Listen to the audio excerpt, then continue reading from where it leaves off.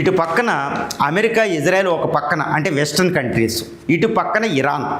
ఎప్పుడు కూడా Saddam Hussein Gulf War, first Gulf War 1990, రెండో గల్ఫ్ వార్ 2003లో ఇవన్నీ మనం చూసాం. సూడాన్ మీద గడాఫీని చంపడానికి అమెరికా ఏం చేసిందో తెలుసు, సద్దాం హుసేన్ చంపినప్పుడు ఏం చేసిందో తెలుసు.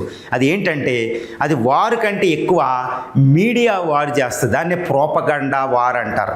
ఏది ఇరాక్ ఏంటంటే ఏదో weapons of mass destruction, chemical weapons, biological weapons, nuclear weapons పోగేసుకున్నాడు, ఇవిగో బాంబులు అంటూ ఒక ప్రోపగండా క్రియేట్ చేసేసి సద్దాం హుసేన్ చంపేసింది.